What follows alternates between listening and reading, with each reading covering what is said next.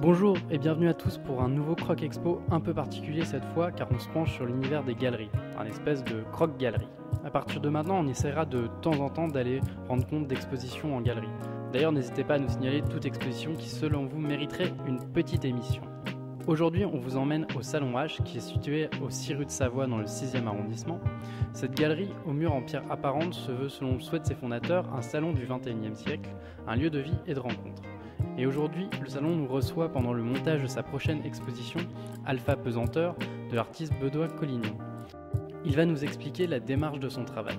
J'ai personnellement beaucoup apprécié les photos et les dessins de Baudouin et le contraste qui existe entre les différents médiums qu'il utilise, ainsi que le contraste entre sa grande maîtrise technique et l'aspect naturel et sauvage des personnages qu'il dessine sur les rochers de Grèce. J'ai un attachement très particulier avec la Grèce, parce que j'y vis une partie du temps, et surtout avec la culture grecque depuis mon enfance. La deuxième partie la plus importante qui fonde la culture grecque est l'anthropomorphisme. Alors, il y a un personnage, un petit personnage qui se balade au travers de mes images, qui prend toutes les formes, qui est un peu à l'image de certaines mythes et légendes grecques, se transforme, prend des formes différentes. On le reconnaît avec quelque chose de particulier que je ne porte pas moi dans la vie, mais qui est une casquette. Et ce petit personnage, je l'ai installé partout. Je procède d'abord, je travaille entre 7 extérieurs. Dans ma vie, j'ai eu d'autres pratiques artistiques qui m'ont conduit justement à pratiquer le land art, donc un travail véritablement de construction à l'extérieur. Cet extérieur et l'intérieur. Et cette exposition raconte cet aller-retour. C'est-à-dire qu'on a d'un côté 11 pièces qui témoignent du travail in situ dans la nature, et de l'autre côté un mur de dessin, un peu monté d'une façon désordonnée, un peu comme ça se passe dans ma tête. Et donc le spectateur est face à un choix, il est obligé de suivre quelque chose, de comprendre quelque chose. Je lui propose plus une question qu'une réponse. Dans les œuvres qui sont faites dans la nature, elles ont l'air d'être comme des photographies, simples, uniques. C'est une photographie de quelqu'un qui a dessiné un personnage dans la nature. En réalité, ça ne correspond absolument pas à ça. Les œuvres que vous voyez là sont fabriquées, chaque pièce à peu près une vingtaine ou une trentaine de photographies. Et c'est un montage de cet ensemble-là qui fait que, un peu à l'image des cubistes au fond, l'œuvre est prise sous des angles complètement différents. C'est-à-dire que vous n'avez pas le même emplacement, le même angle de vue, la même parallaxe, et tout ça est dans la même image. Donc, quand on se trouve face à cette image, on a tout a l'air d'être à peu près naturel, et au bout de 5 minutes, on se dit mais c'est naturel, mais pourquoi l'ombre va de ce côté? C'est pas possible. Pourquoi la main a l'air d'être plus importante?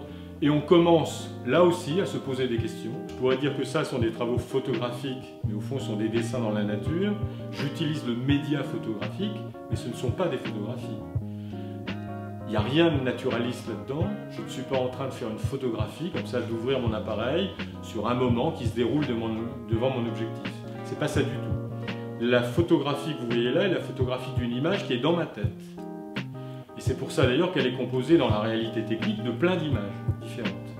Et il se passe quelque chose d'absolument fondamental pour moi, c'est qu'il y a une fusion complète entre cette figure et la roche qui est son support.